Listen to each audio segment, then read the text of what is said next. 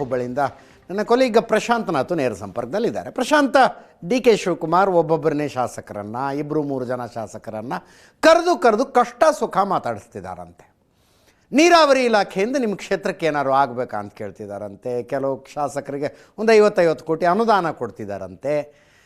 ಕೊನೆಗೆ ಎದ್ದು ಹೋಗುವಾಗ ಹೇಳ್ತಾರಂತೆ, ಸಮಯ ಸಂದರ್ಭ ಬಂದರೆ ನನ್ನ ಸಪೋರ್ಟಿಗೆ ನಿಂತ್ಕೊಳ್ಳಿ ಅಂತ.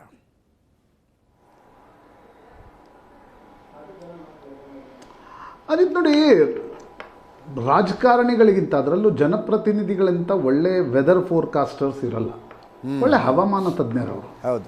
ಹೀಗಾಗಿ ಆ ಹವಾಮಾನದ ರೀಡಿಂಗು ನನಗನ್ಸುತ್ತೆ ಯಾವಾಗ ಹೈಕಮಾಂಡ್ ನಿರ್ಣಯವನ್ನು ತೆಗೆದುಕೊಳ್ತಕ್ಕಂಥ ಒಂದು ಸ್ಥಿತಿಗೆ ಬರುತ್ತೆ, ಫೇಸ್ಗೆ ಬರುತ್ತೆ, ಅಲ್ಲಿವರೆಗೆ ಯಾವುದೇ ಶಾಸಕರು ನಿರ್ಣಯವನ್ನು ತೆಗೆದುಕೊಳ್ತಾರೆ ಅಂತ ಅನ್ಸಲ್ಲ. ಯಾವುದೇ ಅಂತಂದರೆ ನೋಡಿ, ಕೆಲವರು ಸಿದ್ದರಾಮಯ್ಯನವ್ರ ಜೊತೆ ಎಮೋಷ್ನಲಿ ಕನೆಕ್ಟೆಡ್ ಇದ್ದಾರೆ, ಕೆಲವರು ಡಿ ಕೆ ಶಿವಕುಮಾರ್ ಜೊತೆ ಬಹಳ ವರ್ಷಗಳಿಂದ ಕನೆಕ್ಟೆಡ್ ಇದ್ದಾರೆ.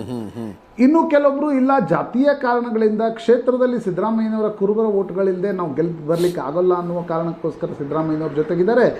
ಒಕ್ಕಲಿಗ ಶಾಸಕರಿಗೆ ಬರ್ತಾ ಬರ್ತಾ ಬರ್ತಾ ಒಂದು ಅನಿವಾರ್ಯ ಸ್ಥಿತಿ ಸೃಷ್ಟಿಯಾಗತ್ತೆ. ಒಕ್ಕಲಿಗ ಬಾಹುಳ್ಯ ಹಳೆ ಮೈಸೂರು ಕ್ಷೇತ್ರಗಳಲ್ಲಿ ಡಿ ಕೆ ಶಿವಕುಮಾರನ್ನ ಮುಖ್ಯಮಂತ್ರಿ ಆಗೋದನ್ನು ತಡೆದ್ರು ಅಂತ ಹೇಳಿ ನೀವು ಚುನಾವಣೆಗೆ 28ರಿಗೆ ಹೋಗ್ಲಿಕ್ಕೆ ಸಾಧ್ಯ ಆಗುತ್ತೆ. ಇನ್ನು ಕೆಲವರು ಹೈಕಮಾಂಡ್ನ ಮೇಲೆ 2028ರ ಟಿಕೆಟ್ ನಮಗೆ ಬೇಕು ಅನ್ನುವ ಕಾರಣಕ್ಕೋಸ್ಕರ ಇರ್ತಾರೆ. ಆದರೆ ಕೊನೆಗೆ ಈ ಪರಿಸ್ಥಿತಿ ಎಲ್ಲಿಗೆ ಬರುತ್ತಂದರೆ, ನೀವು ಯಾರ ಜೊತೆ ನಿಂತರೂ ಕೂಡ ಮುಂದೊಂದು ಸರ್ಕಾರ ಆಗಬೇಕು, ಯಾವುದೇ ಶಾಸಕರಿಗೆ ಚುನಾವಣೆಗಳು ಬರಬಾರ್ದು. ಆ ದೃಷ್ಟಿಕೋನದಲ್ಲಿ ಏನು ಫಾರ್ಮುಲಾ ಆಗುತ್ತೆ ಅಂತಕ್ಕಂಥದ್ದು ಶಾಸಕರಿಗೆ ಮುಖ್ಯ ಇರುತ್ತೆ. ಎಲ್ರಿಗೂ ಗೊತ್ತಿರುವ ವಿಚಾರ, ಸಿದ್ದರಾಮಯ್ಯನವರಿಗೆ ಶಾಸಕರ ಬಲಾಬಲ ನೋಡಿದರೆ ಅದು ಜಾಸ್ತಿ ಇದೆ, ಡಿ ಕೆ ಶಿವಕುಮಾರ್ ಕಮ್ಮಿ ಇದೆ. ಹೀಗಾಗಿ ಡಿ ಕೆ ಶಿವಕುಮಾರ್ ಒಂದು ಪ್ರಯತ್ನವನ್ನು 2023ರಲ್ಲೇ ಶುರು ಮಾಡಿದರೆ, ಇಲ್ಲ ಶಾಸಕರ ಸಂಖ್ಯೆಯನ್ನು ಗಣನೀಯವಾಗಿ ಹೆಚ್ಚಿಸಬೇಕು ಅಂತ. ಆದರೆ ಆಶ್ಚರ್ಯಕರ ರೀತಿಯಲ್ಲಿ 2 ವರ್ಷಗಳಾದರೂ ಡಿ ಕೆ ಶಿವಕುಮಾರ್ ಬಳಿ ಇರ್ತಕ್ಕಂಥ ಲ್ಯಾಕುನಾ ಅಂದರೆ ಶಾಸಕರ ಸಂಖ್ಯೆಯ ವೃದ್ಧಿ, ಹೆಚ್ಚಳ ಡಿ ಕೆ ಶಿವಕುಮಾರ್ ಬಳಿ ಆಗಿಲ್ಲ. ಸಿದ್ದರಾಮಯ್ಯನವ್ರ ಜೊತೆ ಯಾವ ಶಾಸಕರಿದ್ರು ಅವರಿದ್ದಾರೆ. ಯಾರು ಈ ಕಂಪೌಂಡ್ ಮೇಲೆ ಕುಳಿತಿರ್ತಾರೆ ಅವ್ರಿಗೆ ಹೈಕಮಾಂಡ್ ದಾರಿ ಕಾಯ್ತಾ ಇರ್ತಾರೆ, ಉಸ್ತುವಾರಿ ಏನು ಹೇಳ್ತಾರೆ ಅಂತ. ಆ ಉಸ್ತುವಾರಿ ಎಲ್ಲಿ ಹೇಳ್ತಾರೆ ಆ ಕಡೆ ಜಿಗಿತಕ್ಕಂಥ ಶಾಸಕರು ಕಾಂಗ್ರೆಸ್ನಲ್ಲಿ ಭಾಳ ಇರ್ತಾರೆ. ಆ ಕಾರಣದಿಂದ ಡಿ ಕೆ ಶಿವಕುಮಾರ್ ನಿಧಾನವಾಗಿ ಶಾಸಕರ ಸಂಖ್ಯೆಯನ್ನು ಹೆಚ್ಚಿಸ್ಕೊಳ್ತಕ್ಕಂಥ ಪ್ರಯತ್ನವನ್ನು ಮಾಡ್ತಿದ್ದಾರೆ ಹೊರತು ಅದಕ್ಕೆ ಫಲ ಸಿಕ್ಕಿಬಿಟ್ಟಿದೆ, ಅದಕ್ಕೊಂದು ರೀತಿ ಟ್ರ್ಯಾಕ್ಷನ್ ಸಿಗ್ತಾ ಇದೆ ಅಂತಕ್ಕಂಥದ್ದು ಆನ್ ಗ್ರೌಂಡ್ ಅನ್ನಿಸ್ತಾ ಇಲ್ಲ. ಅದಕ್ಕೆ ಬದಲಾಗಿ ಅಜಿತ್, ನಾನು ವ್ಯತಿರಿಕ್ತವಾಗಿ ನೋಡಿದಾಗ ನಿಮ್ಗೆ ಅಹಿಂದ ಶಾಸಕರಲ್ಲಿ ಬಹಳಷ್ಟು ಜನ ಅಂದರೆ, ಒಂದು ಮಲ್ಲಿಕಾರ್ಜುನ್ ಖರ್ಗೆ ಮತ್ತು ಸಿದ್ದರಾಮಯ್ಯ, ಅದರಲ್ಲಿ ಸಿದ್ದರಾಮಯ್ಯನವರ ಪರಡ ಭಾರಿ ಇರುತ್ತೆ, ಸಿದ್ದರಾಮಯ್ಯನವರ ಪರವಾಗಿ ಅಹಿಂದ ಶಾಸಕರು ಜಾಸ್ತಿ ಇದ್ದಾರೆ. ಹಾಗಾಗಿ ಒಕ್ಕಲಿಗರ ಜೊತೆ ಲಿಂಗಾಯತ ಶಾಸಕರನ್ನು ಸೆಳಿತಕ್ಕಂಥ ಪ್ರಯತ್ನವನ್ನು ಡಿ ಕೆ ಶಿವಕುಮಾರ್ ಕಳೆದ 2 ವರ್ಷಗಳಿಂದಲೂ ಮಾಡ್ತಾ ಇದ್ದಾರೆ ಅಂತಕ್ಕಂಥದ್ದು ಸ್ಪಷ್ಟ. ಹೀಗಾಗಿ ನೋಡಿ, ಲಕ್ಷ್ಮಣ್ ಸವದಿ ಅವರನ್ನ ಮಂತ್ರಿ ಮಾಡಬೇಕು ಅಂತ ಡಿ ಕೆ ಶಿವಕುಮಾರ್ ಹೇಳಿದರು. ಸತೀಶ್ ಜಾರಕಿಹೊಳಿ ಹೋಗಿ ಮಲ್ಲಿಕಾರ್ಜುನ್ ಖರ್ಗೆ ಹತ್ರ ಕೂತ್ಕೊಂಡು, ನಾಳೆ ನೀವೇನಾದರೂ ಲಕ್ಷ್ಮಣ್ ಸವದಿಯನ್ನ ಮಂತ್ರಿ ಮಾಡಿದರೆ ನಾನು ಸುಮ್ಮನಿರಲ್ಲ ಅಂತಕ್ಕಂಥದ್ದು.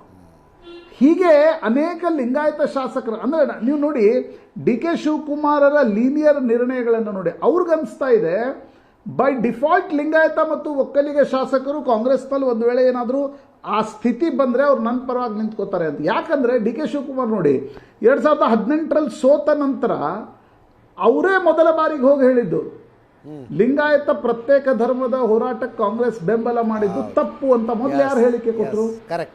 ಡಿ ಕೆ ಶಿವಕುಮಾರ್ ಕೊಟ್ಟರು ಕಾಂಗ್ರೆಸ್ನಲ್ಲಿ. ಅಲ್ಲಿಂದ ಹಿಡಿದು ನೀವು ಕುಂಭಮೇಳದಲ್ಲಿ 3 ಬದಲಿ 6 ಮುಳುಗುಗಳನ್ನು ಹಾಕಿದ್ದರವರೆಗೆ ನೋಡಿ.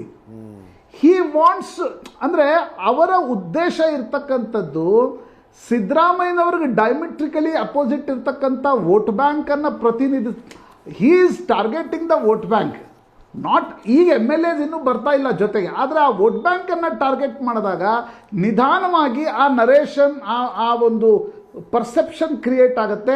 ಸಿದ್ದರಾಮಯ್ಯನವರಿಗೆ ಡೈಮೆಟ್ರಿಕಲಿ ಅಪೋಸಿಟ್ ಇರ್ತಕ್ಕಂಥ ವೋಟ್ ಬ್ಯಾಂಕ್ನ ಶಾಸಕರು ನನ್ನ ಕಡೆ ಬರದೆ ಬೇರೆ ದಾರಿ ಇಲ್ಲ ಅನ್ನೋದು. ಪ್ರಾಯಶಃ ಡಿ ಕೆ ಶಿವಕುಮಾರ್ ಆ ಪಾಲಿಟಿಕ್ಸನ್ನು, ಆ ಪ್ಲೇಯಿಂಗ್ ಟು ದ ಗ್ಯಾಲರಿಯನ್ನು ಮಾಡ್ತಿದ್ದಾರೆ ಅಂತಕ್ಕಂಥದ್ದು ಸ್ಪಷ್ಟ. ಆದರೆ ನನಗ್ಯಾರೋ ಮೊನ್ನೆ ಕಾಂಗ್ರೆಸ್ನ ಒಬ್ಬರು ನಾಯಕರು ಹೇಳಿದರು, ಇವತ್ತಿಗೂ ನೋಡಿ ಶಾಂಗ್ರಿಲಾ ಹೋಟೆಲ್ನಲ್ಲಿ ಏನು ಬಲಾಬಲ ಇತ್ತು, ಅದರಲ್ಲಿ 5-10 ಶಾಸಕರು ಈ ಕಡೆ ಡಿ ಕೆ ಶಿವಕುಮಾರ್ ಕಡೆ ಒಂದು ಸ್ವಲ್ಪ ಒಲವು ವ್ಯಕ್ತಪಡಿಸ್ತಾ ಇರೋದು, ಜಾಸ್ತಿ ಕಾಣಿಸ್ಕೊಳ್ತಾ ಇರೋದು ಬಿಟ್ಟರೆ ಬಹಳ ದೊಡ್ಡ ಸಂಖ್ಯೆಯಲ್ಲಿ ಶಾಸಕರು ಡಿ ಕೆ ಶಿವಕುಮಾರ್ ಜೊತೆ ಇಲ್ಲಿವರೆಗೆ ಶಿಫ್ಟ್ ಆಗಿಲ್ಲ. ಹೀಗಾಗಿ ಡಿ ಕೆ ಶಿವಕುಮಾರ್ ನೋಡಿ, ಈ ರಾಷ್ಟ್ರೀಯ ಪಕ್ಷಗಳಲ್ಲೊಂದಿರುತ್ತೆ, ಅವ್ರು ಕಾಯ್ತಾ ಇರ್ತಾರೆ ದಿಲ್ಲಿಯಿಂದ ಏನು ಸಂದೇಶ ಬರುತ್ತೆ. ದಿಲ್ಲಿ ಈಗ ನೋಡಿ ಬೊಮ್ಮಾಯಿ ಮುಖ್ಯಮಂತ್ರಿ ಆದ್ರಲ್ಲ, ಅವ್ರಿಗೆ ಇಡೀ ಶಾಸಕಾಂಗ ಪಕ್ಷದ ಸಭೆಯಲ್ಲಿ ಬೆಂಬಲ ಇತ್ತ?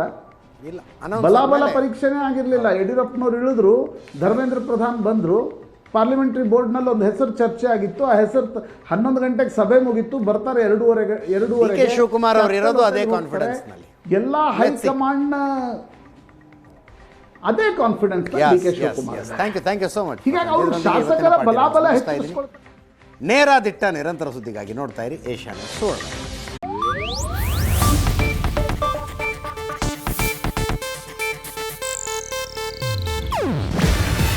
ಇದು ಏಷ್ಯಾನೆಟ್ ನ್ಯೂಸ್ ನೆಟ್ವರ್ಕ್ ಪ್ರಸ್ತುತಿ.